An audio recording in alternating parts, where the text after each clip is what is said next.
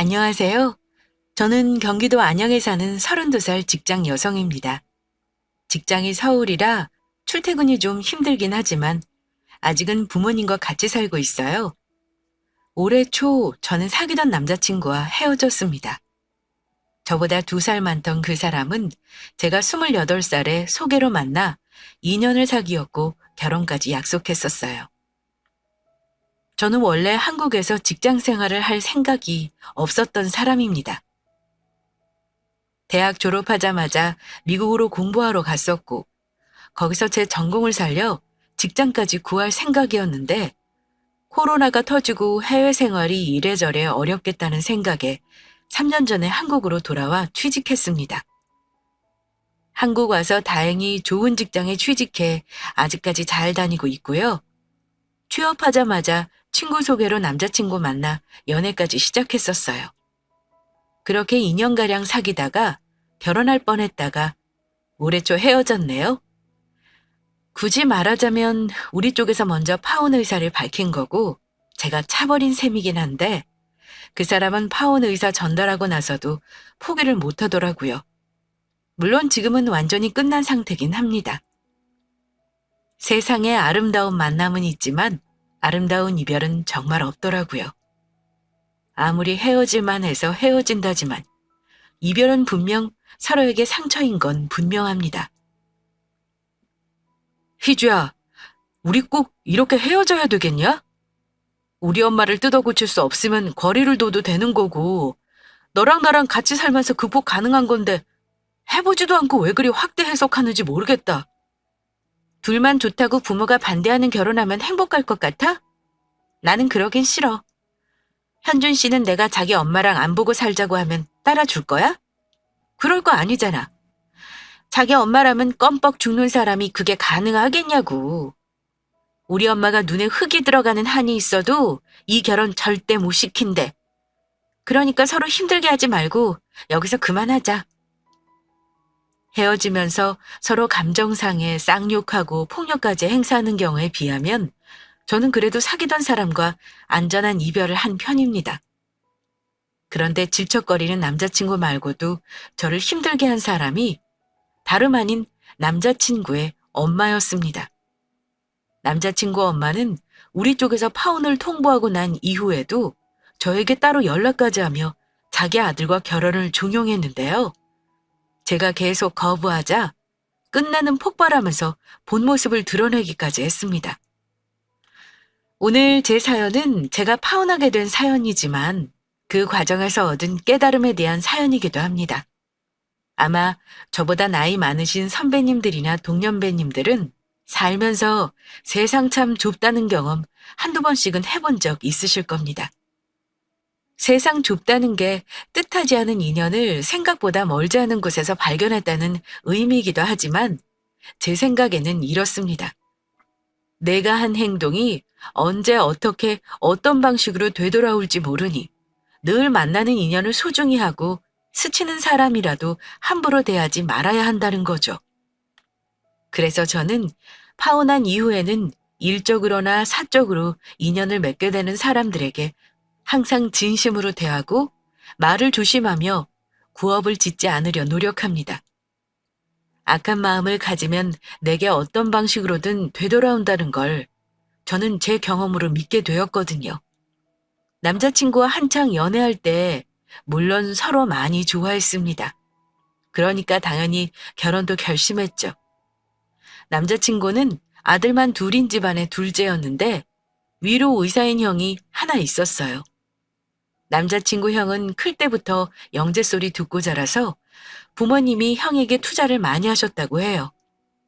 둘이 연애할 때 남자친구 형이 결혼했는데 제가 간접적으로 남자친구 형 결혼하는 거 지켜보면서 예비 시모가 보통이 아닌 성격이라는 건 알고 있었습니다. 종종 자기 형 결혼 준비하는 거 남자친구가 저에게 얘기해줬기 때문인데요. 희주야, 결혼할 때 원래 집은 남자 쪽에서 좀 더 보태고 혼수는 여자 쪽에서 준비하는 게 맞는 거지. 요즘은 그런 거 크게 구애 안 받고 서로 합리적으로 많이들 한다잖아. 근데 우리 형 결혼하는 거 보니까 꼭 그렇지만은 않은가 봐. 형수 될 분 친정이 엄청 부자인가 봐.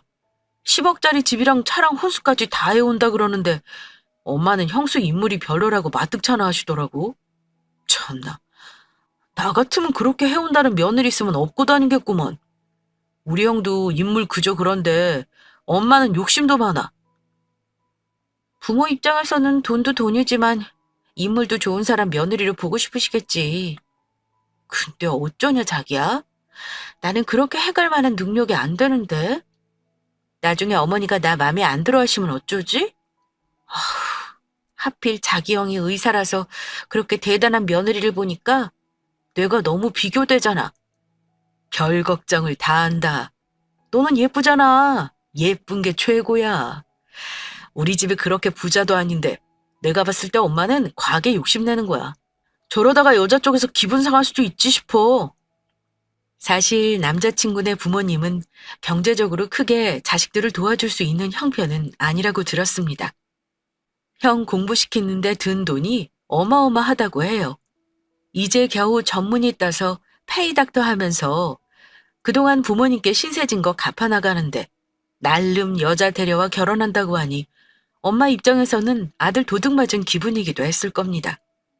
시모 입장에서는 예비 며느리가 부자라고 하니 기왕 의사 아들 결혼시키는 거 미친 척하고 다 요구해보자는 심산이셨겠죠. 어쨌든 남자친구 형은 결국 그 예비 형수님이랑 결혼을 하긴 했습니다. 그런데 또 재미있던 것이 상견례 때 엄마 때문에 창피했다고 하면서 일화를 말해주더라고요. 저야 아직 결혼 전이라 크게 다가오지는 않았지만 그 정도 재력 있는 집안의 며느리 보면서 아들이 의사라는 이유로 너무 갑질을 한 게 아닌가 싶었습니다. 당신 형 상견례는 잘한 거야? 결혼식 날은 잡았어? 얘기 좀 해봐. 분위기 어땠어?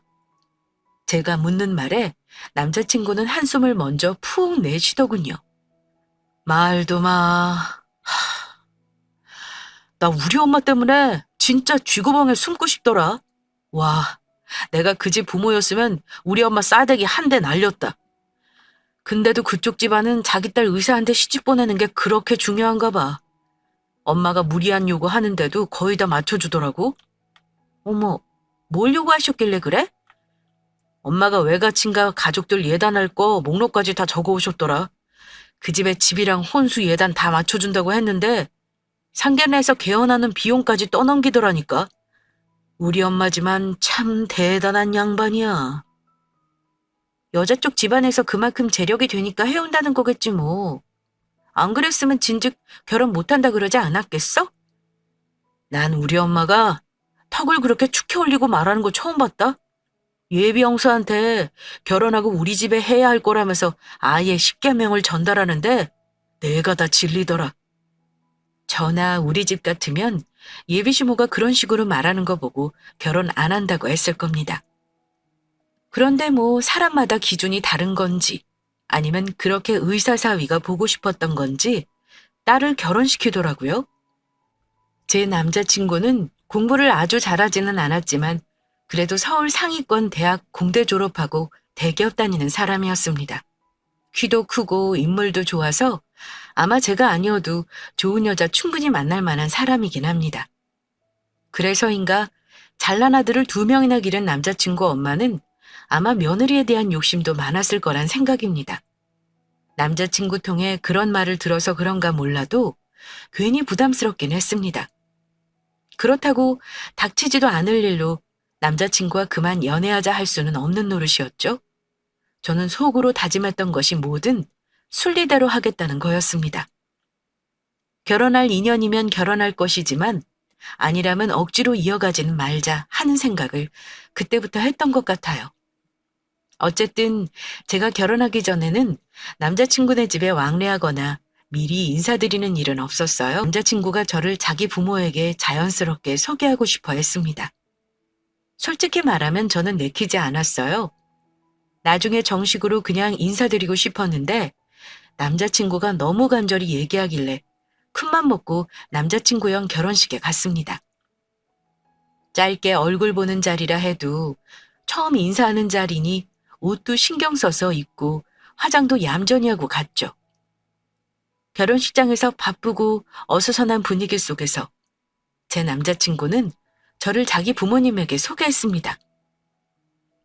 엄마, 아빠, 여기 제 여자친구랑 같이 왔어요. 제가 만나는 사람 있다고 했잖아요. 다음 차례는 저니까 엄마 미리 인사시키려고요. 안녕하세요.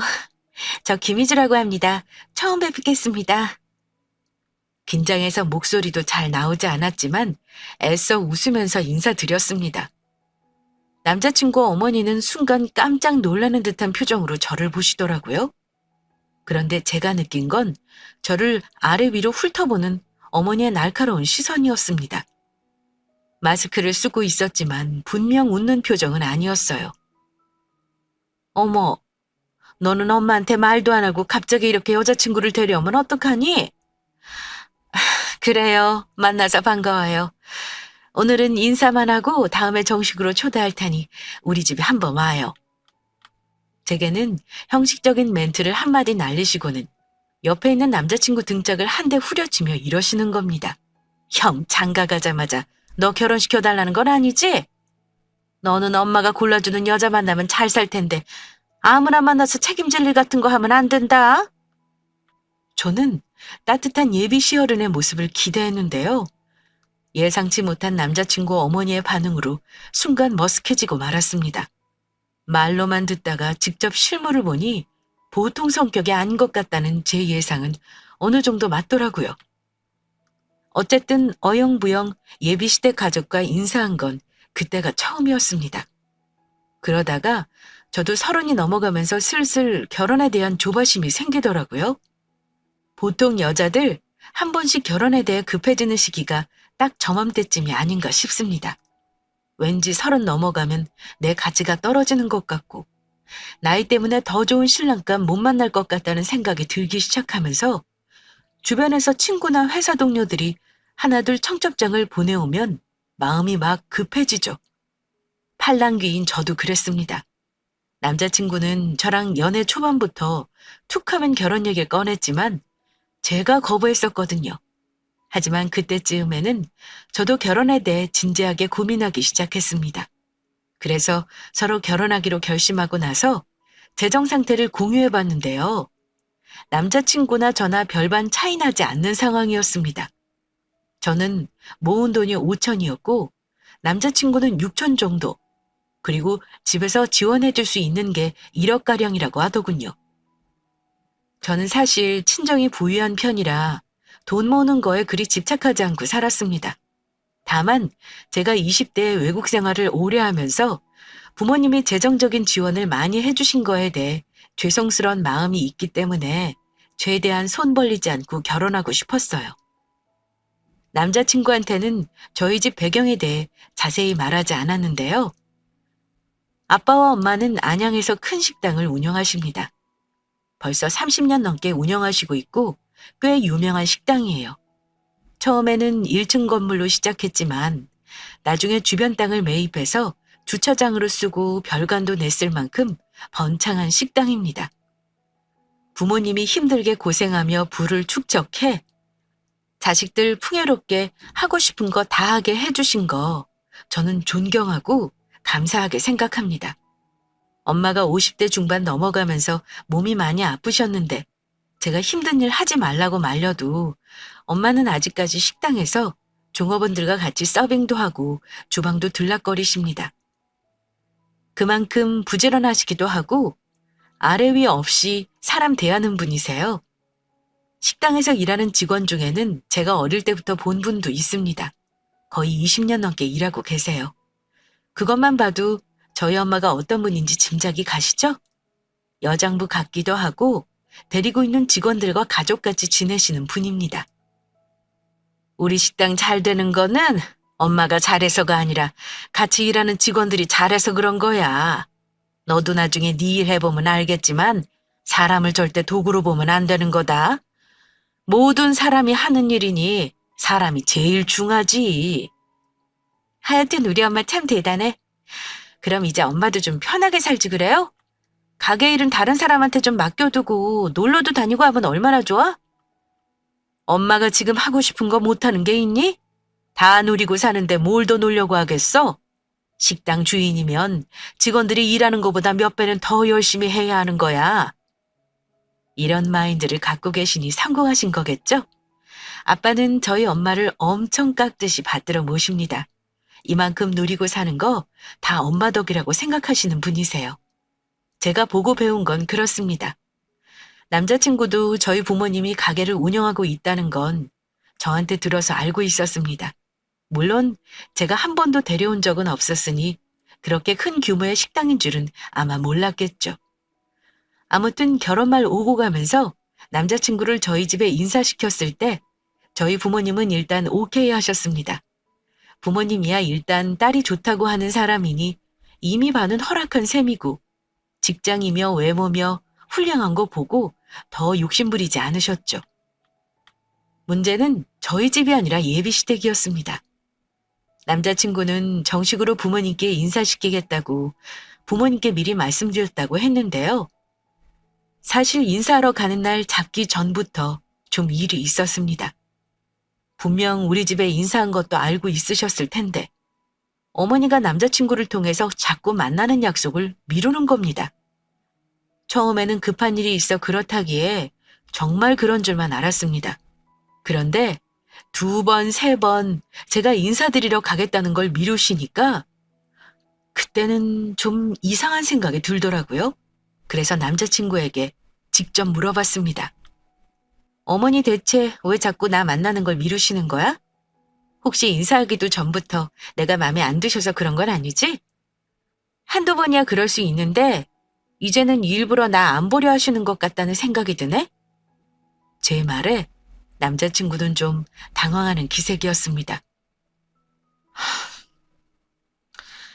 사실 엄마가 내가 너 만나는 줄 알면서도 자꾸 선보라고 몇 번을 그러시잖아. 내가 싫다고 하는데도 막무가내셔. 너네 집에 인사까지 했다고 말씀드렸는데 굳이 한 번만 선 나가고 데려오라고 그러시네? 너 알잖아. 내가 우리 엄마 못 이기는 거. 그래서 자기는 나가기라도 하겠다는 거야? 아니! 미쳤어? 절대 안 나가지. 내가 어떻게든 엄마 설득할 테니까 걱정 마.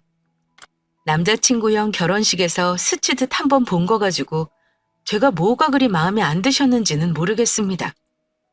저에 대해 잘 알지도 못하면서 벌써부터 며느리로서 성에 안 찬다며 만나는 걸 미루는 예비 시모에게 은근히 기분이 나쁘기도 했고요.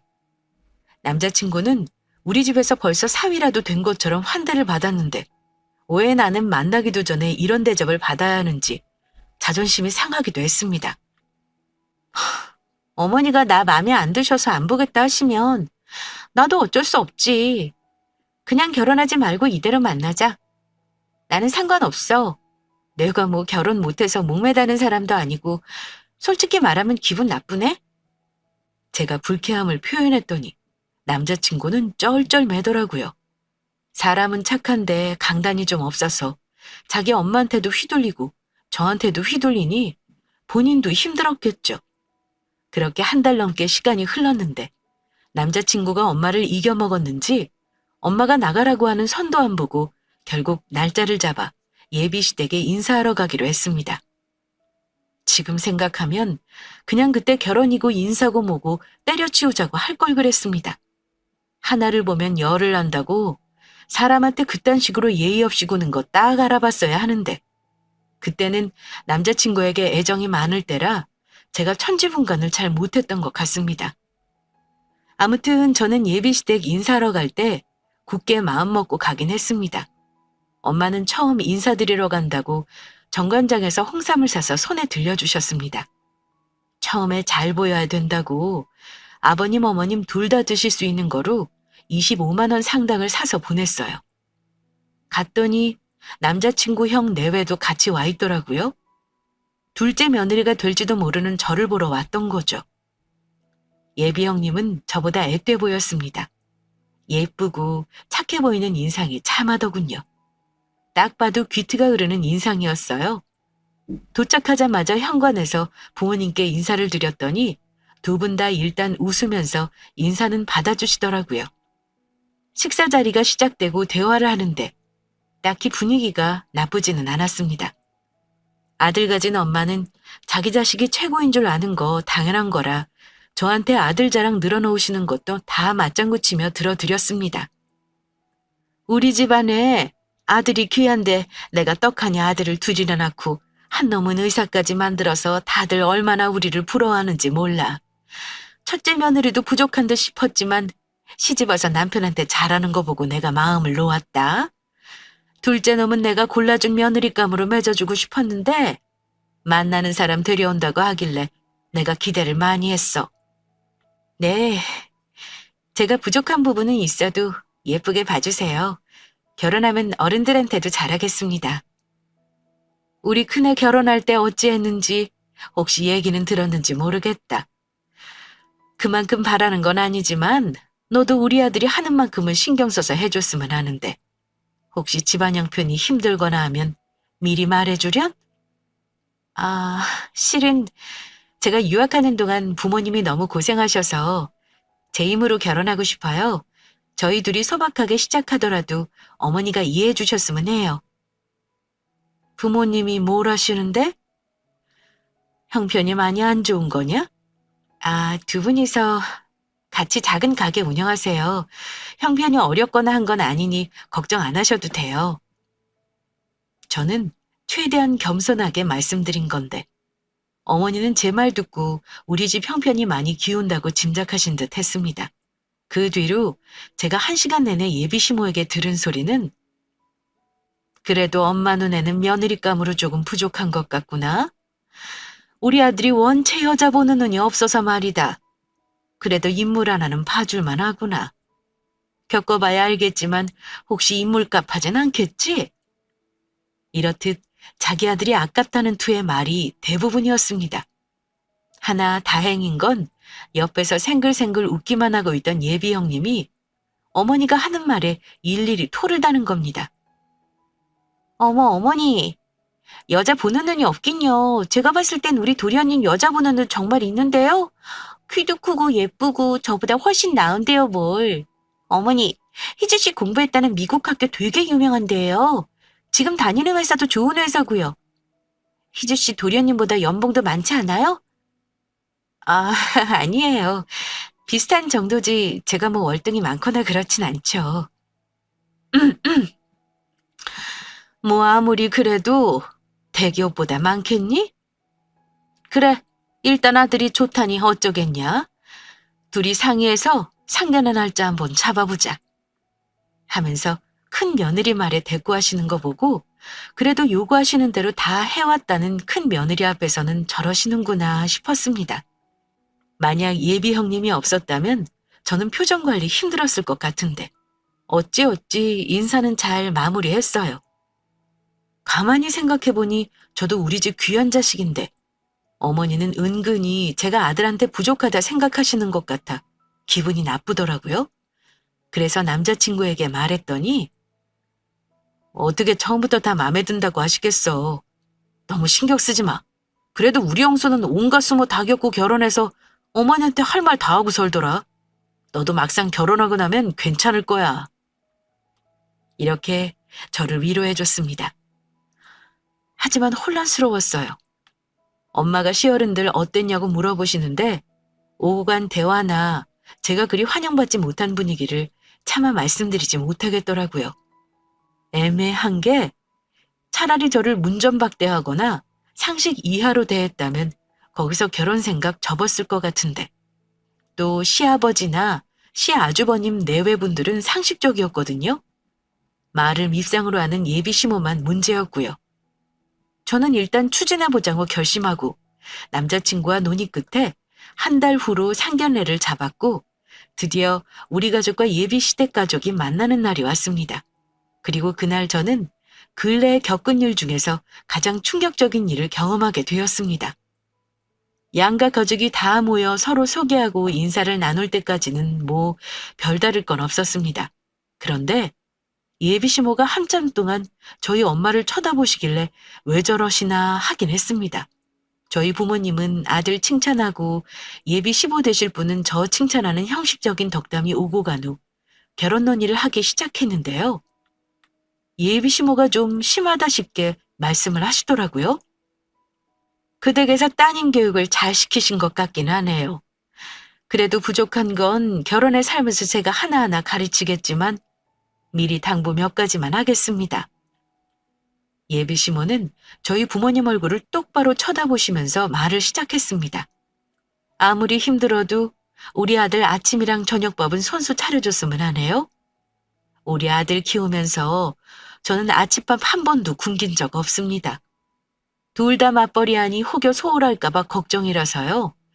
그리고 명절이랑 시댁 행사는 무조건 시댁에서 하루는 자야 합니다. 그건 지금 큰 며느리도 그렇게 하고 있어요.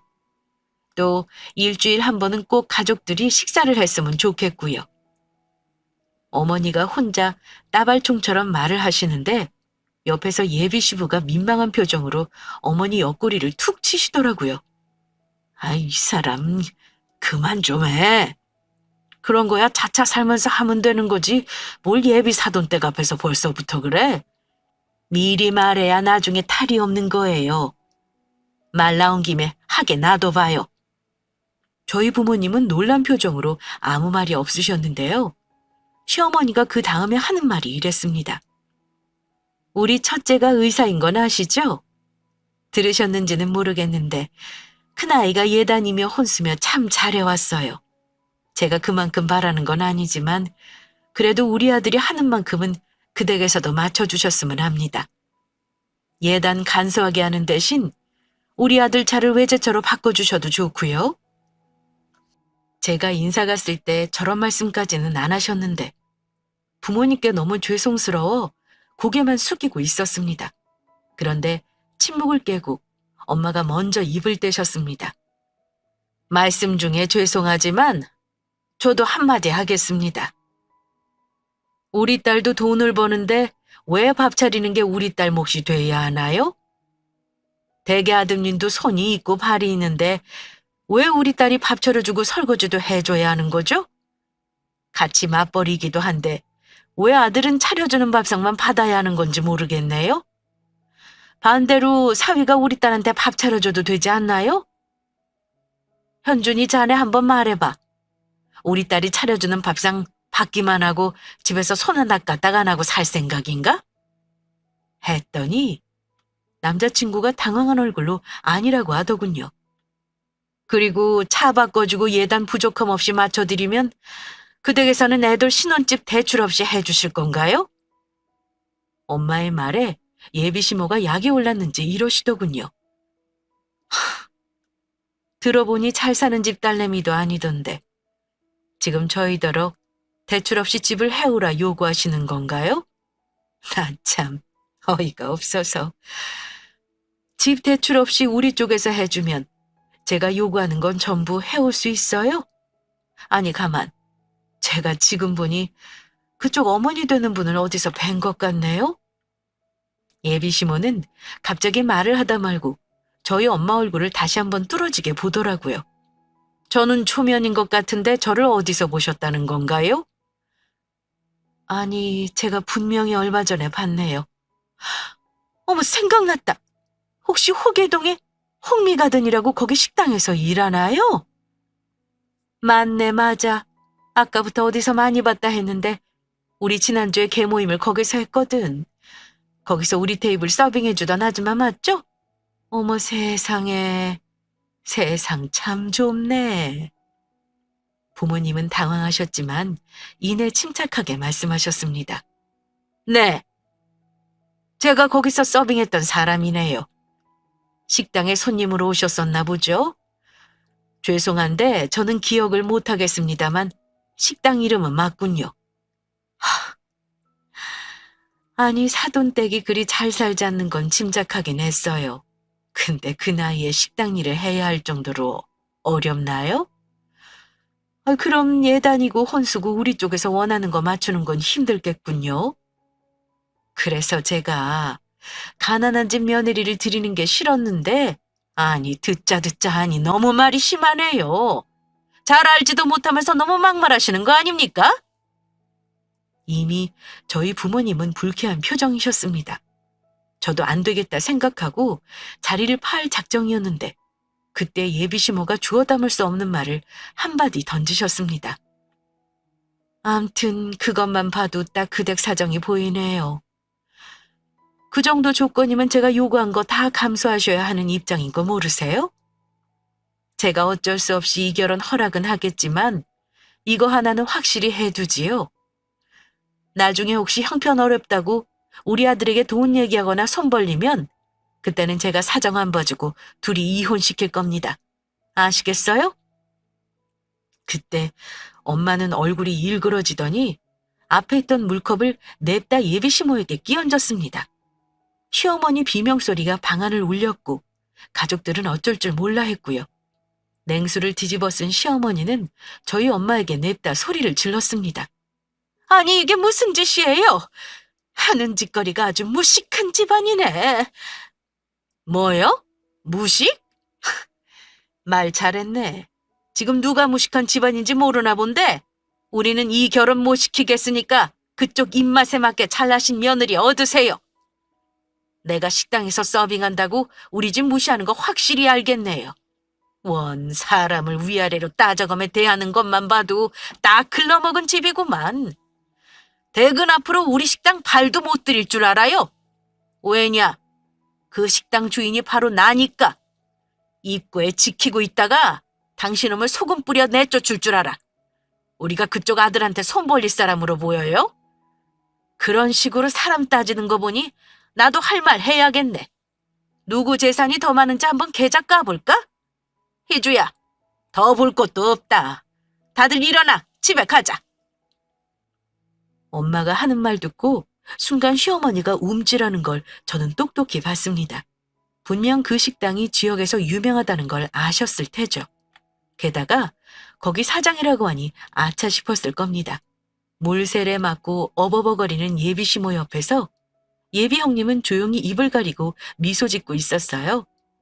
저는 그거 보고 완전히 그 집에 시집 가는 거 맘 접었습니다.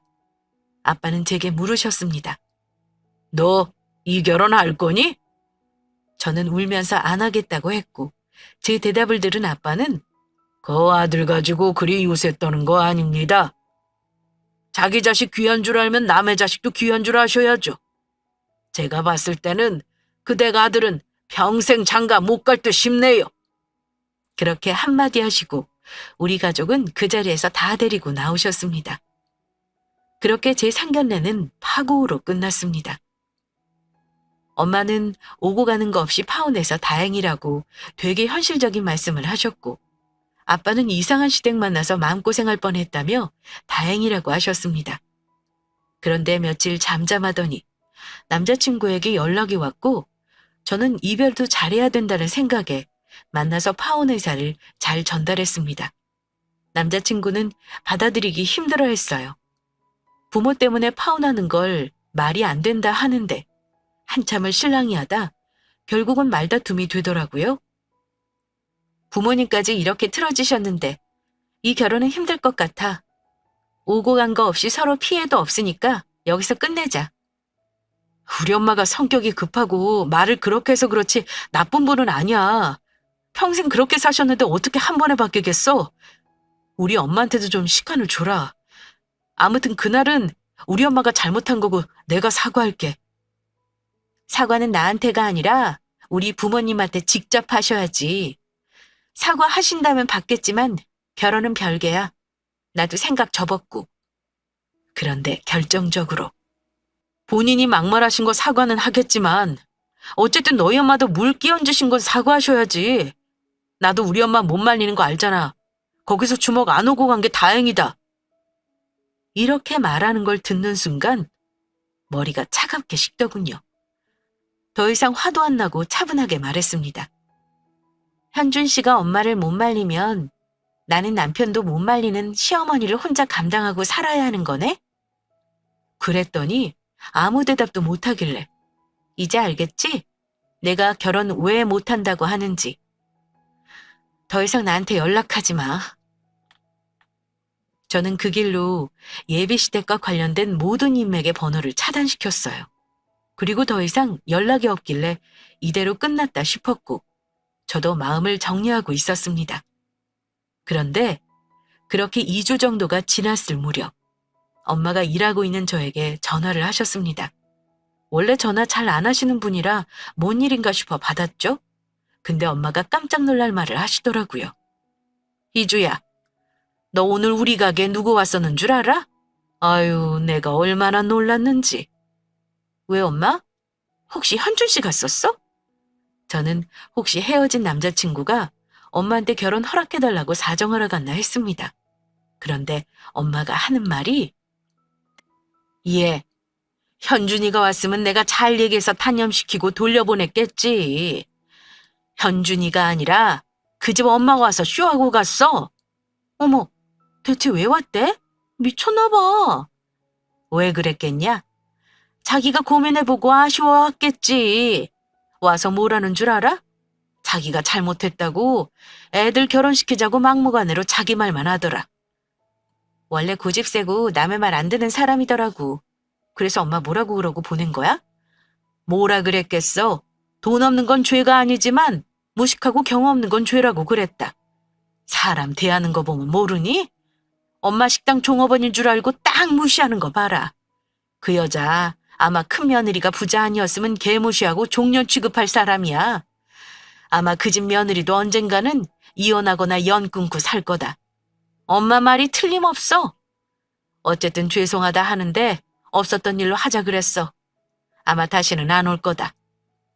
그분이 엄마 식당까지 찾아가 그런 진상을 떨었다는 거 듣고 내심 통쾌했지만 겪지 않아도 될 일을 겪게 해드린 것 같아 부모님께 참 죄송했습니다. 그래도 서로 돈 든 거 오고 간 거 없이 끝내서 다행이라고 생각하지만요. 만약 돈까지 들었다면 저 부모님께 얼굴도 못 들고 살았을 겁니다. 그런 일 있고 나서 남자친구한테는 더 이상 연락 없었는데 번호를 몰랐던 시모 번호를 받게 된 일이 있었습니다. 저희 엄마한테 그런 말 듣고도 모자라 제게 한다는 말이 뭐였는 줄 아세요? 예, 네가 앞으로 우리 아들 같은 사람 만날 수나 있겠어? 네 부모가 맘 접은 것 같긴 하다만 그래도 자식이 결혼한다고 하면 부모가 자식을 어찌 이기겠니? 나도 지난 건 다 묻고 갈라니까 너도 부모님한테 잘 말씀드려봐라.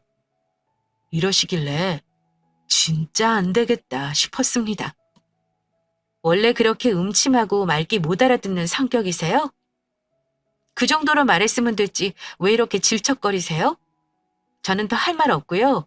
댁에 아드님하고 잘 끝냈으니까 다시는 끝난 일에 연락하지 마세요. 한 번만 더 이러시면 신고합니다.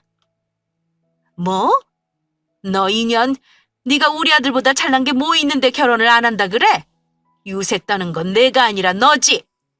네 부모 돈 많다고 그거 믿고 어른한테 그렇게 싸가지 없게 하니? 네, 우리 부모님 돈 많아서 대같이 가난한 집 며느리로 가는 꼴은 죽어도 안 된다 하시네요. 이제 주제 파악하셨죠? 그럼 전화 끊습니다. 안녕히 계세요. 무례한 행동으로 비칠진 몰라도 좋은 소리로 그만하라 하면 끝도 없겠더라고요. 그렇게 전화 끊어버리고 번호 차단해버렸고요. 참 더럽게 그 집하고 인연을 끝냈습니다. 엄마는 저 파혼하고 나서 가슴을 쓸어내리며 종종 이러십니다. 참 세상 좁다더니 어쩜 네 시모 될 뻔한 사람이 우리 식당에서 나를 먼저 봤다니? 만약에 네 시모가 나 못 알아봤어 봐라. 상견례 어영부영 끝나고 결혼까지 했으면 큰일 날 뻔했지 뭐냐? 그렇게 없는 사람 무시하는 집안인 거 알아서 천만다행이지. 그러니까 사람이 절대 나쁜 짓 하고 살면 안 돼. 세상 돌고 도는 거라 언제 어디서 만날지 모르는 거다. 몇 번을 질척거리던 사람들인데다 하도 본색 숨기고 미친 짓 하는 사건들이 언론에도 연이어 나오다 보니 부모님은 혹여 제가 해코지 당할까 걱정을 하셨습니다. 그래서 한동안 저 출퇴근을 아빠가 시켜주셨어요. 딸이 되어가지고 걱정만 시켜드리고 어쩌죠? 저도 얼른 좋은 사람 만나 부모님께 갚고 싶습니다. 아니, 꼭 결혼하지 않더라도 혼자 열심히 살면서 부모님께 효도하려고요. 여행도 보내드리고 맛있는 것도 사드리고 할 생각입니다. 본의 아니게 제 사연으로 고구마 드렸던 것 같은데 결론은 이상한 시댁 만날 뻔한 거 잘 탈출했다고 말씀드립니다. 결혼하신 선배님들의 쓴소리 조언도 달게 받겠습니다. 지혜가 부족했던 저는 이번 일로 사람 보는 법에 대해 많이 배웠습니다. 그리고 하나 배운 게 더러우면 피해야지 절대 맞서거나 거기에 뛰어드는 거 아니라는 걸 알았네요. 저는 파혼하고 나서 사람에게 질려버린 것 같아요. 아직 누군가를 만나 연애하는 게 부담스럽고 감정적으로 소모하는 게 너무 피곤하고 힘듭니다. 상처가 치유되면 아마도 사랑하고 싶은 마음이 생기겠죠? 그때까지는 우리 가족에게 잘하고 저를 사랑하면서 지내려고 합니다. 그래도 파혼 잘했다고 격려해 주시면 살아가는 데 용기가 될 것 같아요. 앞으로도 잘 헤쳐나가겠습니다. 긴 사연 들어주신 구독자분들께 감사드리며 제 사연은 여기서 마치겠습니다. 감사합니다. 안녕하세요. 최근 결혼을 엎어버렸는데 어디 하소연할 곳이 없어 사연으로 전하며 속풀이 좀 하려고요. 결혼하기로 약속하고 진행했는데 시댁에서 너무 무리한 요구를 했거든요. 처음엔 여유 있는 사람이 하는 게 나쁘다 생각 안 했어요.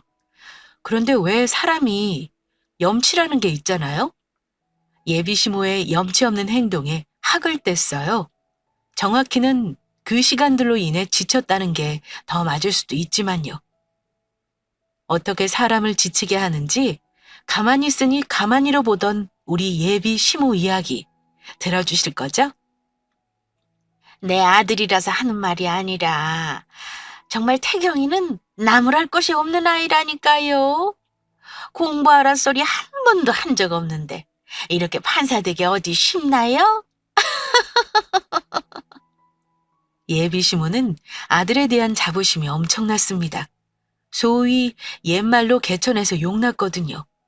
일남일녀의 예비 신랑네 집은 1990년도에 지어진 주공아파트예요.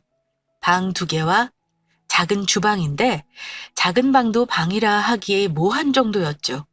예비 신랑 동생도 방을 갖고 싶어 해서 안방 베란다 바닥에 전기장판을 깔아 그것을 동생 방으로 성장기 땐 사용했다고 하니 어느 정도인지 감 오실까요?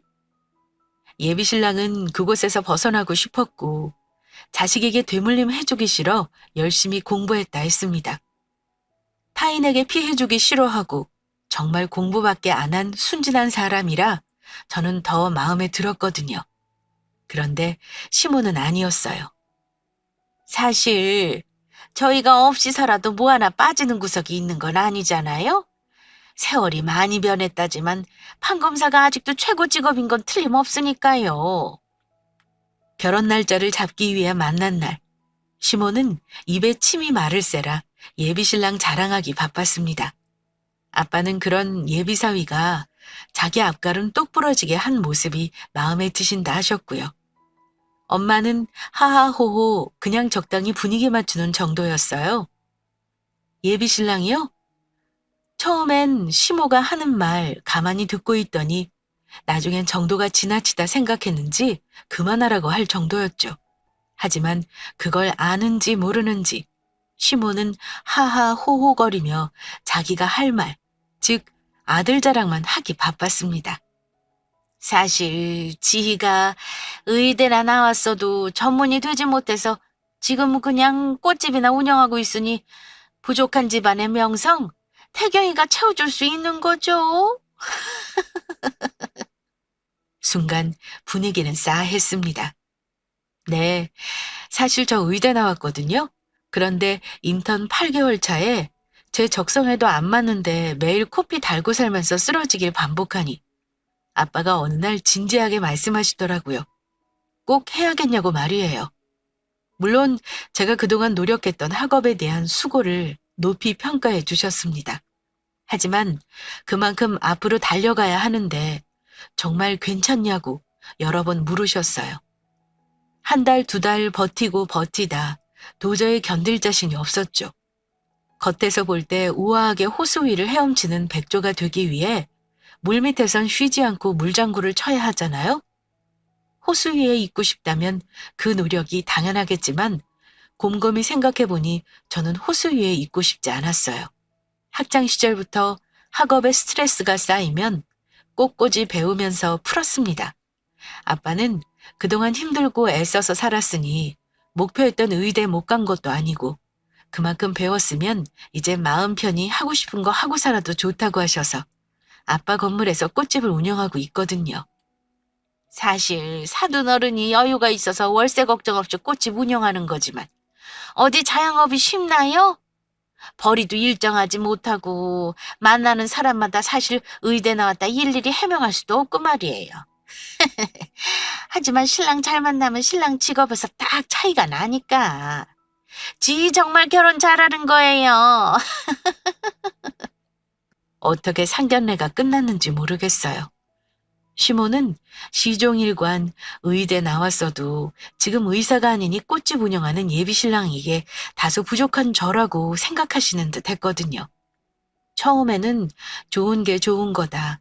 허허실실 분위기 맞추려고 맞장구 치시던 아빠도 결국 검사도 월급쟁이에 불과해 안정적이지만 벌이에 한계가 있다고 쏘아붙이셨죠. 그래도 개의치 않으시고 검사 월급이 한계가 있으면 자기 아들 선배들이 운영하는 로펌 들어가도 되고 사돈어른 능력이 있으시니 사위 변호사 사무실 하나 차려줘도 되는 거 아니냐며 호탕하게 웃으시더라고요. 꽃집 운영하는 것보다 몇 배는 사위가 더 벌 텐데 그게 무슨 걱정이냐고 말입니다. 너 정말 이 결혼 해야겠니? 네가 어디가 모자라서 그런 대우받으면서 결혼해야 해? 검사여도 모은 돈이 없어서 대출받아도 전셋집 하나 구하지도 못하는데 집을 해주지도 못하시는 마당에 아들 자부심이 대단하시던데 너 괜찮겠어? 엄마 정말 속상해. 내 딸도 어디 가서 빠지는 거 없는데 왜 그런 대우를 받아야 하는지. 상견례 끝나고 엄마가 정말 속상해 하셨어요. 시모는 단순히 꽃집을 운영하는 별 볼 일 없는 사람으로 취급했지만 사실 제 꽃집 꽤 잘 나가거든요. 제 동기와 선후배, 아빠 인맥 덕분에 빠르게 자리 잡은 것도 있지만 꽃꽂이 일일 광자도 별도로 할 만큼 센스 있는 감각으로 업계에서 인정받기 시작했으니까요. 부모님은 평생 공부만 해온 제가 나름의 노력으로 새로 시작한 일에서 인정받는 모습이 대견하고 자랑스러우셨지만 시모는 알턱이 없죠. 더군다나 가세가 기우는 집, 개천에서 난 용 하나만 보고 결혼시키기에 시모는 제가 봐도 너무하다 싶었습니다. 여보, 지 속상하게 왜 그래? 태경이 요즘 애들 같지 않다고 당신도 좋아했잖아. 꼭 지희처럼 평생 공부밖에 모르는 순진하고 착한 사위 생긴다고 없던 아들 생긴다고 좋아했으면서 왜 그래? 부족한 자식이면 우리가 넉넉하니 채워주면 되는 거지. 지희 성격 몰라서 그래? 한 번 한다면 하는 아이 똑 부러지게 끝맺음 잘하는 거 알잖아. 우리 믿고 해줍시다. 나는 우리 지희 고생하는 거 못 보겠어요. 그럼 지희 집 우리가 해줘요. 전세 얻을 돈도 안 되는데 신혼집이 집 같겠냐고요. 내 딸 고생하는 거 보기 싫었던 엄마는 신혼집을 구해주자고 아빠에게 말했습니다. 이렇게까지 부모님이 속상해 하는데 이 결혼을 진행하는 게 맞을까? 저 역시 고민하긴 했어요. 하지만 그래도 괜찮다 생각했던 건 예비신랑이 본가에 애틋한 감정이 있는 게 아니었기 때문이에요. 고생한 부모님 자기가 일으켜 세운다는 효자근성이 있다면 저 역시도 고민 없이 이건 아니다고 했을 겁니다. 근데 그렇지 않았거든요. 오히려 알아서 잘한다는 이유로 방치하다시피 관심을 두지 않고 온 동네방네 자랑하는 거에만 급급해서 부모의 정이 없다 했어요. 그래도 돈을 벌기 전까지 따뜻하게 재워주고 먹여준 보호자의 테두리에 대한 고마움, 딱 그 정도라 말했죠. 지금 검사가 되고 성공했으니 시모에겐 자부심일 순 있어도 예비신랑에게 시모는 낳아준 엄마 그 이상도 이하도 아니었던 걸 너무나 잘 알아서 결혼에 나만 잘 살면 된다 생각하고 부모님 속상하시지만 결혼을 진행하기로 했습니다. 태경 씨, 우리 신혼집 말인데 부모님이 집 해주신대. 적당한 곳 알아봐서 알려달래. 안 그러셔도 되는데 자기 고생할까 봐 부모님 마음 쓰이셨구나. 죄송하고 감사하고 그러네. 저녁에 퇴근하고 어머님 아버님이랑 저녁 같이 먹자. 내가 맛있는 곳 예약해둘게. 결혼 진행에 시모 빼고 아무 문제 없던 건 예비 신랑이 결혼 전인데도 대릴사위처럼 저희 부모님께 살갑게 굴었거든요. 자기가 생각하는 이상적인 가족의 모습을 저희 집이 가지고 있다고 늘 말하면서 부러워했어요. 결혼하면 한 가족의 일원으로 자기도 이제 베풀고 사랑받고 그렇게 살 수 있다고 저에게 행복하다는 말도 했고요. 그런 예비 신랑을 보면 빨리 결혼해서 안정적인 가정을 이끌고 싶다고 욕심이 생기기도 했습니다. 지희야, 태경이에게 이야기 들었다. 사돈네가 집 해주기로 했다며? 네, 대출하면 이자도 많이 나가는데 이자 내고 언제 집 사겠냐고요. 적당한 곳 알아보라 하셨어요. 그래, 평수는 어느 정도 생각하니? 며칠 지났을까 예비 시모에게 전화가 왔습니다. 예비 신랑에게 이야기를 들었다며 부모님이 집 해주시냐고 묻더니 평수는 얼마까지 가능한지, 역세권인지, 동네는 어디를 생각하는지 꼬치꼬치 캐물으셨어요. 저는 꽃집하고 그렇게 멀지 않은 곳을 생각한다고 말씀드렸더니 갑자기 목소리가 한 톤 올라가더니 그럼 수도권이네 하시면서 엄청 좋아하시더라고요. 꽃집이 교대역하고 서초역 가운데 있거든요. 집도 제 꽃집도 예비 신랑이 오가는 곳도 근처라 아무리 멀어도 40분 이내로 알아볼 생각이었죠. 그래, 그래. 사돈 어른이 현명하신 거야. 연예인들 그 뭐시냐 이정현이냐 한지에 음식 만드는 프로그램 나와서 음식 만들면 내조 예쁘게 하는 거 보면 다들 신랑은 검사 의사 다 전문직이잖니. 그래도 연예인은 돈 많이 벌고 자기 이름도 있지. 어디 꽃집이 그러니? 돈 아무리 있어도 결국 명성 무시 못하는 거니까. 시모는 저희 부모님이 해주신다는 사실에 상당히 흡족해 하셨어요. 연예인들이 의사 검사와 결혼하는 게 다 명성이 부족해서 똑똑한 남자 만나 아이 똑똑하게 키우고 싶은 거라며 별의별 소리를 다 하셨죠. 고맙다는 소리는 단 한마디도 없으시고 잘난 사위 얻으려면 그 정도는 감수해야 하는 거라고 생각하시는 것 같았습니다. 이야기를 듣다 보면 저희는 졸부, 저는 꽃집 운영하는 별 볼 일 없는 사람이 된 것 같았어요. 그런데 저희 아빠 2급 공무원이시고 동생은 저랑 다르게 레지던트 과정 곧 끝나거든요. 잠깐 이야기가 샛길로 새는데 동생하고 제가 연생인데 제가 공부하고 고민하는 걸 보면서 동생도 저와 같은 꿈을 꿨고 다행히 동생은 적성에 맞아 곧 전문의를 앞두고 있습니다. 저희 집안도 시모가 생각하는 것처럼 근본이 없거나 무시할 정도가 아니라는 말이죠.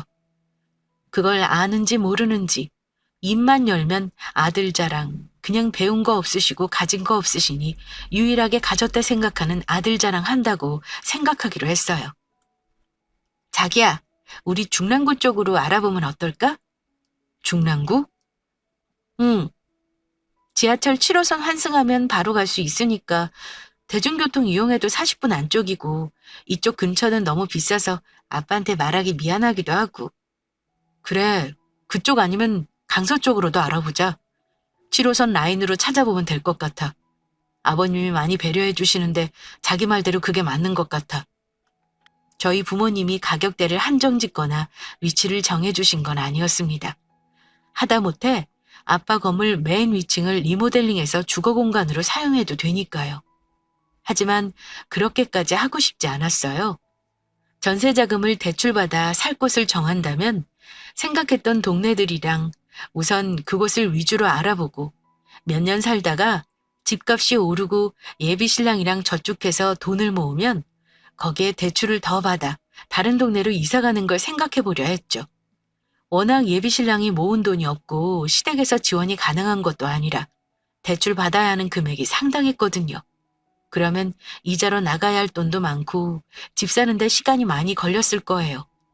다행히 여유 있는 저희 부모님 덕에 무임승차로 그 과정을 생략하고 진행할 수 있으니 자식이라 해도 염치를 챙기고 싶었습니다.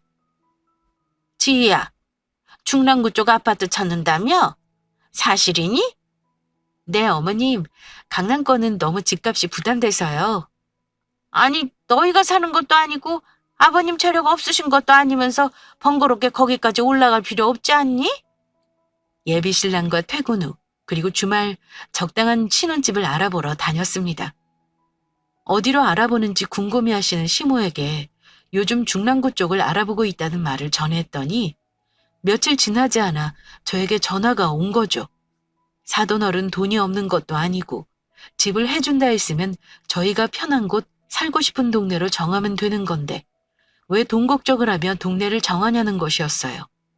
중간에 집값 오르고 돈 모으면 이사 갈 생각도 한다고 전하자 강남 집값 오르는 거랑 중랑구 집값 오르는 게 같냐며 세상 물정 몰라 큰일 났다고 하셨습니다. 그래도 지위 네가 조그만 꽃집 운영해도 사업하는 거라 세상 물정은 우리 아들보다 알 거라 생각했는데 아니네. 의대 가려고 공부만 했다더니 정말 그런가 보네. 그래서 어떻게 앞으로 똑부러지게 살겠니? 강남에서 태어나 자라는 거랑 중랑구에서 살다 이사 오는 거랑 같니? 그리고 처음부터 자리 잡을 수 있으면 번거롭게 이사는 왜 하니? 부모에게 적당한 도움 받으려다 이도저도 아니게 되는 거야. 왜 그걸 몰라? 시모는 아예 처음부터 강남구, 서초구, 송파구, 동작구 이 중에 자리 잡는 게 낫다고 하셨습니다.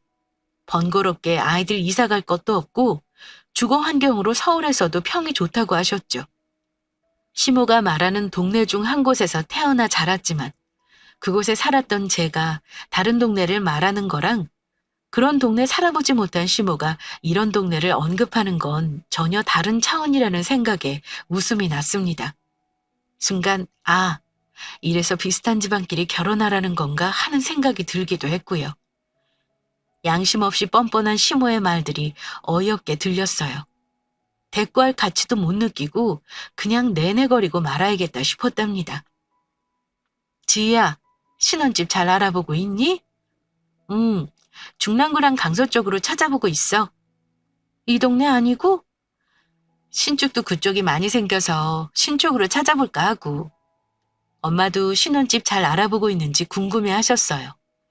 중랑구로 알아본단 말에 이 동네가 아니냐며 엄마도 놀라셨죠. 신축이 다른 지역에 많이 생기고 있는 것도 사실이었지만 비싸니까 이쪽에 알아보기 미안하다는 소리는 차마 할 수 없었습니다.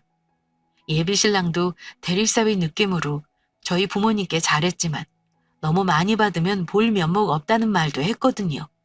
딱 그 정도 거리를 두고 시작하는 게 서로 좋을 것 같아서 예비신랑하고 충분히 상의한 끝에 내린 결론이었어요. 그래, 여기저기 살아보는 것도 나쁘지 않지. 네 꽃집도 엄마 집 근처고 태경이도 회사가 근처니 퇴근하고 밥 먹고 집에 가서 바로 자면 되니까 그것도 괜찮네. 피곤하면 엄마 집에서 자도 되고 신혼집은 세컨하우스처럼 주말에만 가서 쉬어도 되고 오히려 쿨한 반응으로 좋게 봐주시는 건 엄마였습니다. 결혼해도 자주 오가며 살 테고 지금 엄마 집에 방이 남는데 굳이 이 근처에 없어도 된다는 거죠. 핑계김에 저희 집 오가는 재미도 생기겠다며 다음번 집 알아보러 나갈 땐 함께 가자고 덧붙이셨습니다. 동네 구경 좀 해본다고 말이에요. 양가 어머님의 다른 반응에 조금 생각이 달라졌습니다. 가지고 안 가지고 차이일까? 자식을 믿고 안 믿고 차이일까? 겸손함, 뻔뻔함, 솔직함 등등 수많은 생각이 머릿속을 스쳤어요. 그래도 한편으로는 예비신랑이 그런 모습이 없어 다행이다 싶었죠. 지희야, 어디니? 지금 나올 수 있니? 네? 지금 가게예요. 1시간 뒤에 꽃바구니 예약한 분 오시기로 해서 가게 비울 수 없어요. 갑자기 시모에게 걸려온 전화에 당황했어요. 전화로 당신 할 말만 하고 끊으시는 분인데 갑자기 나올 수 있냐고 전화하셨죠. 제가 꽃집을 하고 있어서 아마 아무 때나 문 닫고 나오면 된다 생각하시는 것 같았죠. 하지만 주문 전도 꾸준히 들어오고 강좌 준비도 해야 하고 낮 시간에는 웬만한 회사원같이 일정이 짜 있거든요. 당혹스럽기도 하고 무슨 일인지 궁금하기도 했죠. 어떤 일 때문에 그러신데요? 아니, 내가 지금 잠실에 집 보러 왔는데 잠실 세내역 근처라 역에서도 가깝고 서초에서 2호선 한 번 타고 오니까 출퇴근도 편하고 금매로 나은 거라 시세보다 1억이나 저렴해서 물건 놓치기 아까워 그래. 와서 보고 마음에 들면 이거 계약하면 될 것 같아서. 하는 말이 가관이었죠. 중랑구에 집 알아본다는 게 정말 마음에 안 드신 것 같았어요. 그리고 한편으로는 궁금하기도 했죠. 예비 신랑은 1990년도에 지은 주공아파트, 중학교 때 입주한 순간부터 지금까지 살고 있거든요. 이사를 간 적 없고 더 나은 환경, 새 아파트 이런 거 본 적 없을 텐데 역세권 아파트라뇨. 금매? 시세는 정확히 알고 말씀하시는 걸까? 인터넷으로 가격대를 찾아봤어요. 15억이 넘더라고요. 헛웃음이 났습니다.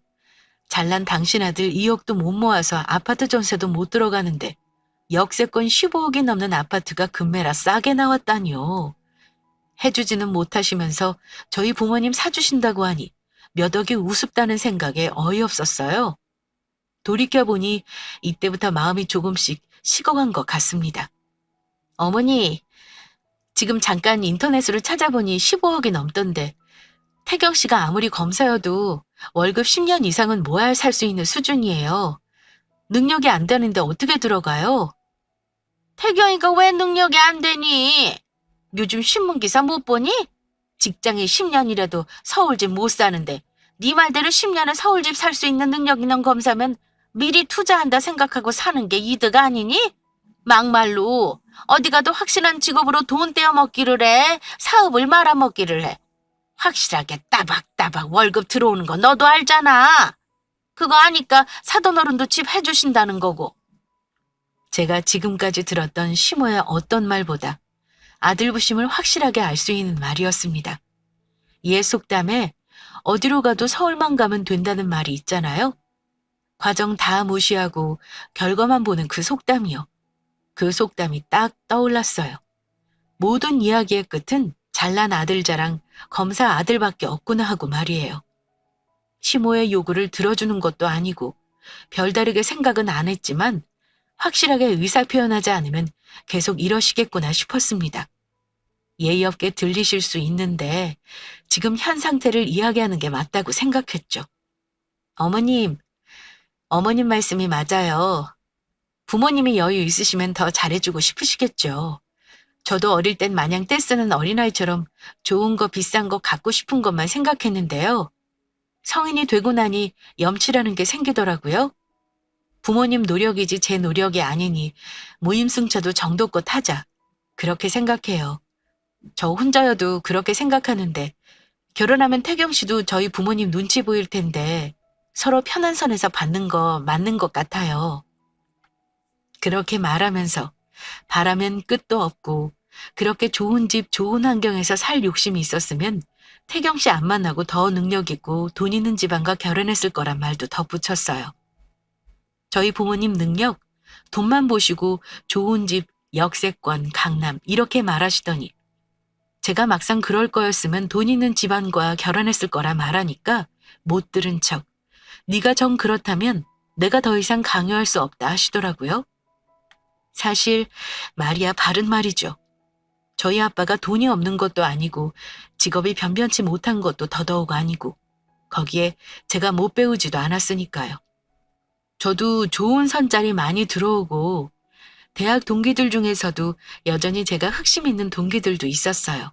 그런데 선짜리는 재미가 없다고 할까요? 배경 보고 비슷한 사람 찾는 것 같은 짜여진 판 같은 느낌이 전 싫었습니다. 동기들도 좋은 사람, 괜찮은 사람도 많았지만 제가 의사가 되고 싶지 않다고 생각하고 그만두고 나니 이상하게 다시 그 세계의 이야기를 듣고 싶지 않았어요. 동생이 의사가 되는 건 가족이니 어쩔 수 없는데 가정을 꾸리면서 그와 관련된 이야기를 매일 들을 자신이 없었거든요. 아마 내 길이 아니라 포기했지만 끝까지 해내지 못한 아쉬움? 그에 대한 미안함과 죄책감 같은 기분이겠죠. 그러다 동기 모임이 끝나고 친한 친구들끼리 2차를 갔다가 동기 중 한 명이 고등학교 동창을 부른다고 했어요.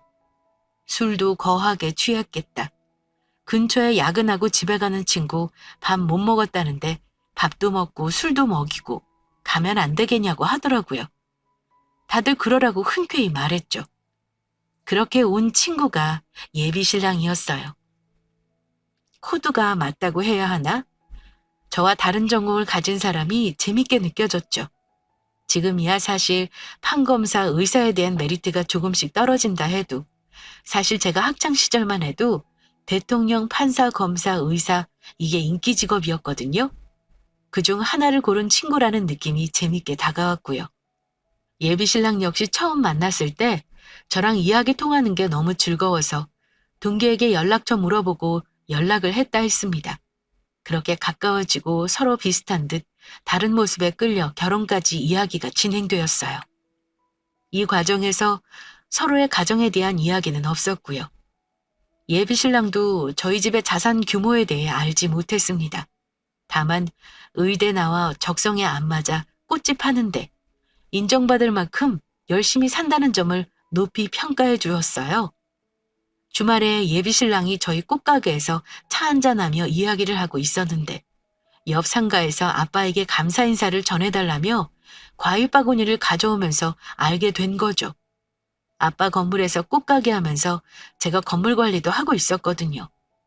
착한 임대 사업으로 아빠가 월세 70%만 받겠다고 하셨고 그에 대한 감사함을 저를 대신해 전하려던 거였어요. 그렇게 서로의 성격에 먼저 빠지고 결혼 이야기가 오가다 저희 집안 재력을 알게 되었고 그와 함께 저도 예비 신랑의 집 형편을 알게 된 거라 둘 다 그런 부분에 대한 욕심, 아쉬움은 없었습니다. 그러니 도를 넘는 어머님의 요구가 얼마나 황당하고 불쾌하게 다가오는지 빠르게 신혼집을 구하고 계약을 해야겠다 생각했어요.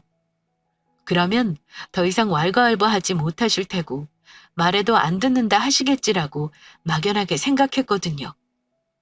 지희야, 그래 집은 그렇다 치고 어차피 부모님 재산은 다 네 거고 태경이 건데 처음에 얼마를 받느냐가 뭐 그리 중요하겠니? 집은 네가 살고 싶은 곳에 산다 해도 집안 채우는 거 정도 지희 네가 하는 거지? 네? 살림이나 가구는 태경 씨가 해야죠. 어머 얘, 너도 알다시피 태경이 이제 돈 모으기 시작했는데 모은 돈 다 써버리면 애가 허무해서 일할 만 나겠니? 남자가 자존심이 있지.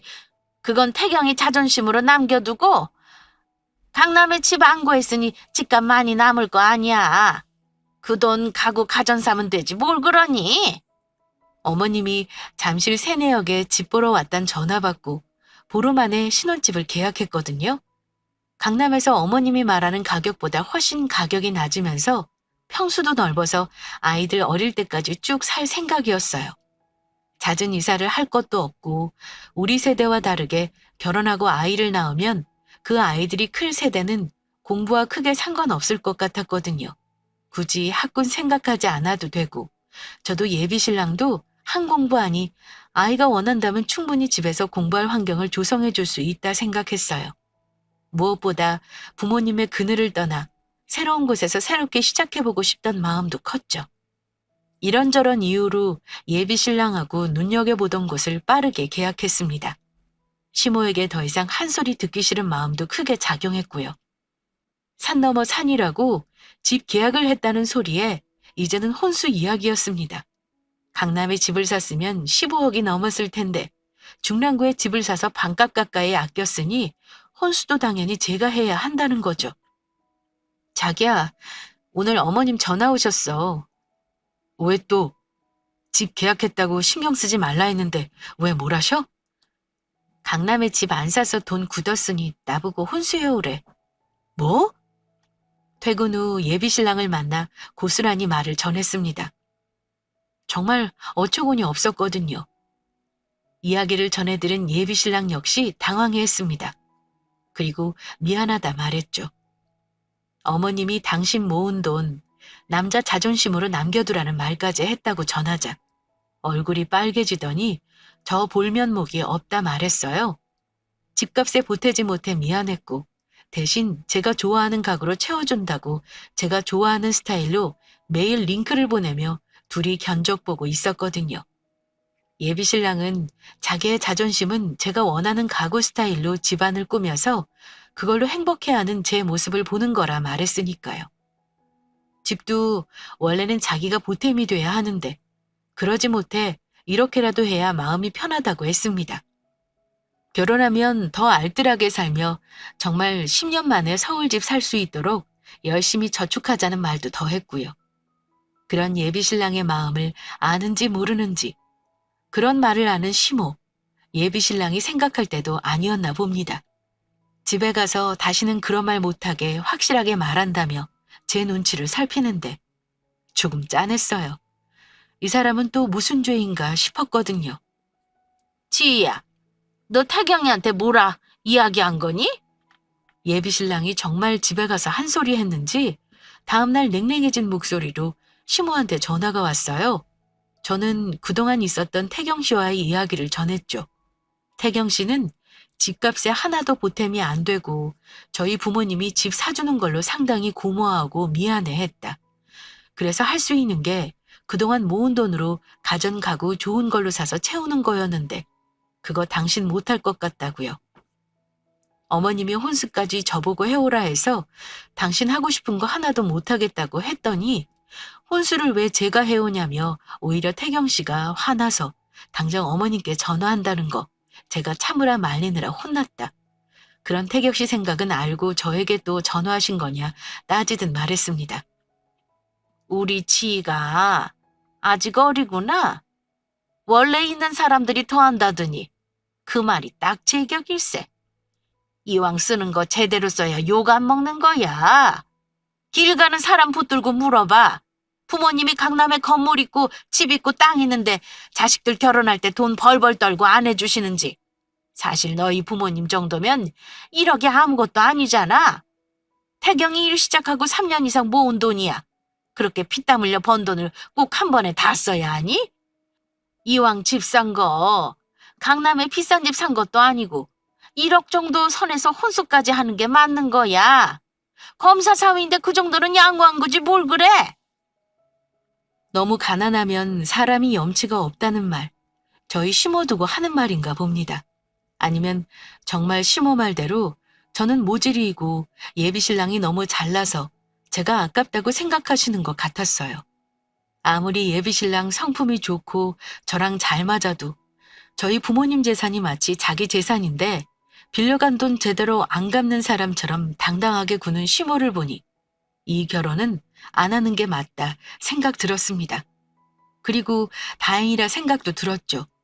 여우같이 악랄해서 입으로 온갖 사탕 발림하며 뒤로는 호박씨 까는 짓 안 하니까 말이에요. 그래서 이렇게 결혼도 하기 전 달아날 수 있게 도와준다 생각하기로 했어요. 제가 해결할 수 있는 부분은 이런 생각으로 아들 가지고 장사하려는 사람을 바꾸려는 게 아닌 그런 부모를 둔 사람과 결혼을 하지 않는 것, 그게 유일하게 제가 할 수 있는 해결이자 선택이었습니다. 우리 결혼하지 말자. 지혜야, 그게 무슨 말이야? 퇴근하고 만난 예비신랑에게 차분히 말했습니다. 도가 지나치는 시모의 욕심, 나는 감당할 자신 없다고요. 예비신랑은 놀란 토끼 눈을 하고 그게 무슨 말인지 되물었어요. 지금껏 모든 이야기를 다 전했던 게 아니기 때문에 처음 시모를 만나 상견례를 했던 순간부터 다 말해줬습니다. 왜 우리 부모님이 집을 사주려 하셨는지, 그리고 시모가 나에게 어떤 말들을 했는지, 혼수까지 요구하는 시모의 뻔뻔함에 나는 더 이상 결혼을 진행하고 싶지 않다고 말입니다. 말을 끝까지 들은 예비신랑은 고개를 떨궜어요. 잠시 생각을 정리하는 것 같더니 이내 말하더라고요. 내가 엄마 안 보고 살면 될까? 예상했던 답변이라 저는 사실 크게 놀라지 않았습니다. 서로의 집안을 알기 전 예비신랑이 자기 집에 대한 애정이 없단 걸 알았거든요. 그리고 서로의 집안 사정을 알고 난 후 이해했죠. 그럴 수 있겠구나 하고 말이에요. 그런데 시모를 보고 나니 예비신랑이 시모를 안 보고 사는 건 냉혹하다 생각했습니다. 부모 자식의 인연을 제가 뭐라고 끝나 싶었어요. 무엇보다 시모의 자랑이 예비신랑이니까요. 그 둘의 애증은 제가 관여할 바가 아니라 생각해요. 시작부터 이렇게 삐그덕대는데 결혼 생활을 유지할 수 있을까? 저도 끊임없이 질문하다 내린 결론이었습니다. 다시 되돌릴 일 없단 제 생각을 전했어요. 나는 축복받는 결혼하고 싶어. 당신이 어머님과 영 끊으면 당신 마음, 내 마음, 그리고 양가 부모님 마음은 편할까? 주인공인 사람들도 마음이 안 편한데 누가 축하해주고 앞으로 어떻게 서로를 의지하고 살겠어? 그냥 우리는 인연이 아닌 거야.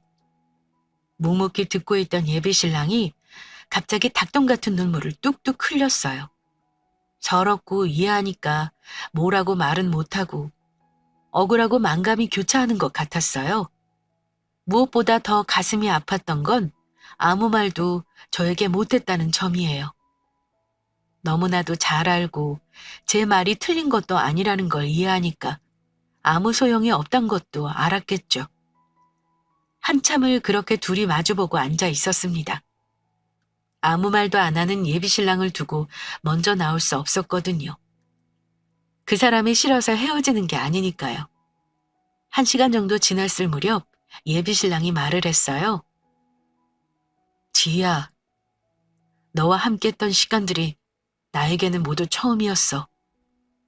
많은 것을 배웠고 잠시라도 행복한 미래를 꿈꿀 수 있게 해줘서 고마웠어. 내가 노력하면 뭐든 된다 생각하고 살았는데 세상에는 내 의지만으로 모든 게 이루어지지 않는다는 것도 너를 통해 배웠어. 아니지, 정확히는 우리 엄마 때문에 알았다가 맞겠다. 행복하게 잘 살아야 해. 나는 좀 더 앉아있다 갈게. 먼저 가도 괜찮아. 정말 고마웠어. 담담한 척 말하는 예비신랑의 말이 참 가슴 아프게 들렸습니다. 그래도 이젠 돌이킬 수 없는 강을 건넜으니 더 이상 앞에 앉아있을 이유는 없었어요. 저 역시도 고마웠다고 함께한 시간들이 행복했다는 마지막 말을 전하고 먼저 간다는 말을 뒤로 한 채 일어섰습니다. 아무렇지 않은 척 집에 와서 부모님께도 말을 전했어요. 함께하기엔 너무 서로의 환경 차이를 좁히지 못해서 그 사람 하나만 보기엔 나도 못 견디지만 엄마 아빠 보기도 죄송하다고요. 엄마 아빠는 제 말을 듣고 아무 말씀 안 하셨어요. 어깨를 다독여 주시더니 쉬라고 하시고 안방으로 들어가셨죠. 아마 두 분도 당황하시고 속상하셨겠지만 제 앞에서 말을 아끼시는 것 같았습니다. 시원섭섭했어요. 처음이 아니라고 생각했을 때 진행하지 말걸. 너무 돌고 돌아 지치고 상처 입은 게 아닐까 싶었거든요. 한숨을 푹 내쉬는데 시모에게 전화가 왔어요.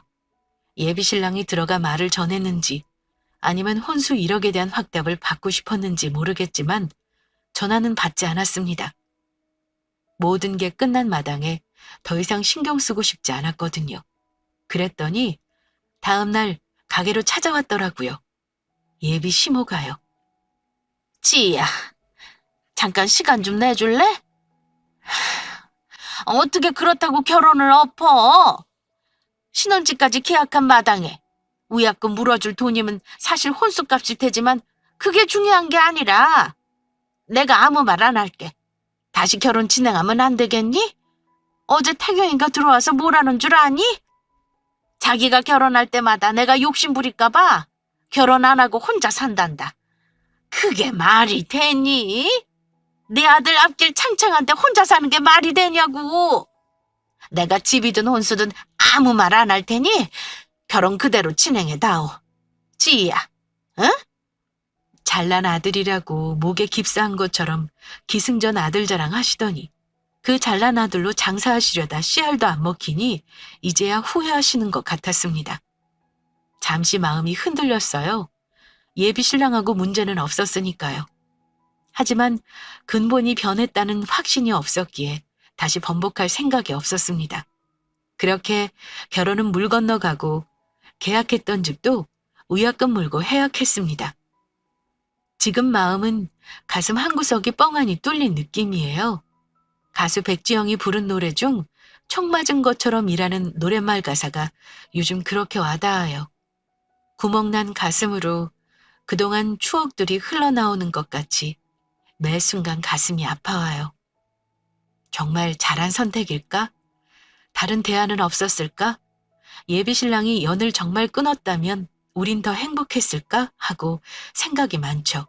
아마 이런 생각은 저 말고 예비신랑도 똑같지 않을까 생각해요. 예비신랑이 더 좋은 환경에서 살 수 있는 기회를 빼앗은 시몬은 지금도 땅을 치고 후회하겠지 싶기도 합니다. 어디 가서 이 이야기 못하겠더라고요. 인맥이 다 서로 겹치니 헤어졌어도 그 사람과 그 사람 집 욕하고 다니는 것 같아서 누구에게도 하소연 못하겠고 부모님은 속상해 하시니 제 속마음 다 속속들이 밝히기도 어려웠습니다. 임금님 귀는 당나귀 귀라고 대나무 숲에 소리쳤던 그 심정으로 청취자분들에게 속 시원히 제 이야기를 털어놓고 싶었어요. 앞으로는 어떻게 할지 마음을 정하지 못했습니다. 당분간 가게 일에 집중해 살다 보면 뚫린 가슴에 새살이 돋고 조금 더 성숙해지겠죠? 여전히 하루를 살면서 울컥한 마음이 올라오는 제게 잘했다고 토닥여 주세요. 위로받고 싶은 제 마음 헤아려 주실 거라 믿고 이만 마무리할게요. 제 긴 이야기 끝까지 들어주셔서 감사합니다.